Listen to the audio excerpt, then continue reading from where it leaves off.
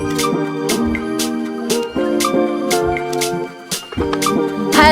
everyone, welcome back to my channel. My name is Sapna Tripathi and I am back with new energy and dedication. So why wasting time? Let's get started. In this lecture, we will discuss about the cardiac output. Cardiac output is defined as amount of blood pumped out of each ventricle per minute.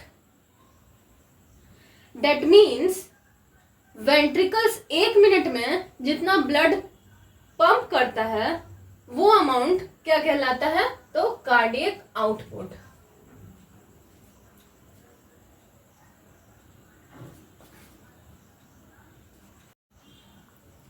Cardiac output is expressed in two forms, that is stroke volume and minute volume. And the unit of cardiac output is liter or ml per minute. The formula of cardiac output is equals to stroke volume into heart rate, and the unit of stroke volume is ml per beat and the unit of heart rate is beats per minute. Don't worry, we will discuss the stroke volume and heart rate in great detail. Then the unit of cardiac output will be ml per minute. Average heart rate is 70 beats per minute and the average stroke volume will be 70 to 80 ml per beat.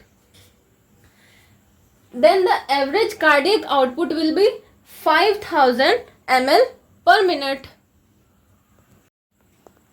Factors affecting the cardiac output. So the first factor that will affect the cardiac output is heart rate.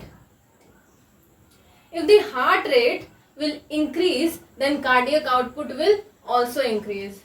If the heart rate is decreasing, then cardiac output will also decrease, because the formula of cardiac output is stroke volume into heart rate.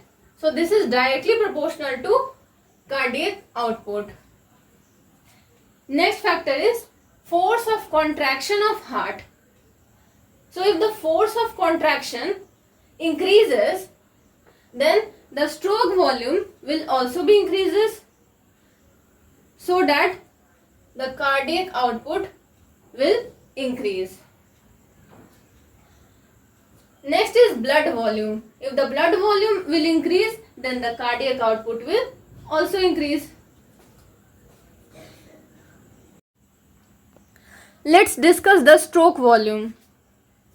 Stroke volume क्या होता है कि एक heart beat में each ventricles जितना blood pump करता है, that volume is called a stroke volume, and this is 70 ml in a healthy 70 kg person.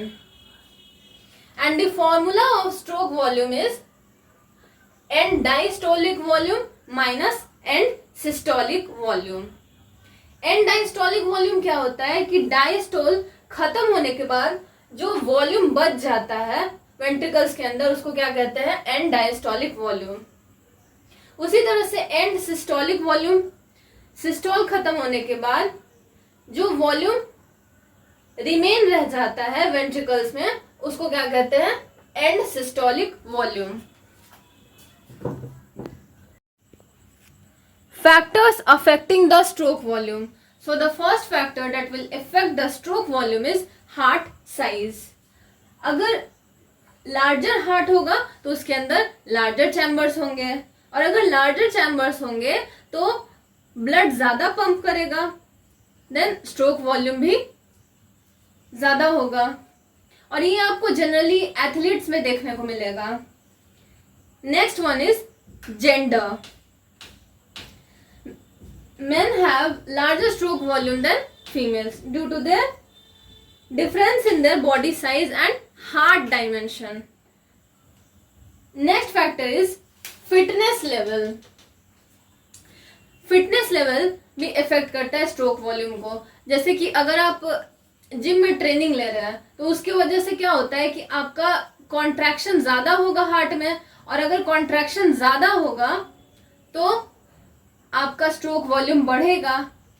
That means कि एक फिजिकल फिट पर्सन का स्ट्रोक वॉल्यूम ज्यादा होता है। Next factor is contractility of heart. Heart जितना contract करेगा उतना ज्यादा स्ट्रोक वॉल्यूम होगा। Duration of contraction of heart, जितनी ज्यादा देर तक हार्ट कॉन्ट्रैक्ट करेगा उतना ज्यादा स्ट्रोक वॉल्यूम होगा। Next one is preload due to end diastolic volume. अगर प्रीलोड ज्यादा होगा देन स्ट्रोक वॉल्यूम ज्यादा होगा। Afterload due to peripheral resistance, अगर आफ्टरलोड ज्यादा होगा देन स्ट्रोक वॉल्यूम घटेगा। इसमें यहां पर इनवर्सली प्रोपोर्शनल रिलेशन है आफ्टरलोड एंड स्ट्रोक वॉल्यूम का। Physiological variations of cardiac output, इसमें पहला वेरिएशन कार्डियक आउटपुट में हम लोग को देखने को मिलेगा age related. Cardiac output adults में ज्यादा होता है then in children because blood volume ज्यादा होता है, इस वजह से। जेंडर भी एक रोल प्ले करता है कार्डियक आउटपुट में। कार्डियक आउटपुट मेल्स में ज्यादा होगा then in females. Cardiac output increase करता है हाई एल्टीट्यूड प्लेसेस पर। प्रेगनेंसी में भी कार्डियक आउटपुट बढ़ा हुआ आपको मिलेगा। कार्डियक आउटपुट ड्यूरिंग एक्सरसाइज बढ़ा हुआ मिलेगा। Cardiac output during emotional expressions उस टाइम भी बढ़ा हुआ मिलेगा। Pathological variations of cardiac output, बढ़ता कब है इसमें? फीवर और हाइपरथायराइडिज्म में, और डिक्रीज कब करेगा? हाइपोथायराइडिज्म में, हाइपोवोलेमिया में, हैमरेज एंड एमआई के केस में कार्डियक आउटपुट आपको घटा हुआ मिलेगा। How do we measure cardiac output? इसके लिए है the Fick principle, dilution method, pulmonary artery thermodilution, Doppler ultrasound method and impedance cardiography. तो इस मेथड से हम लोग कार्डियक आउटपुट को मेजर कर सकते हैं।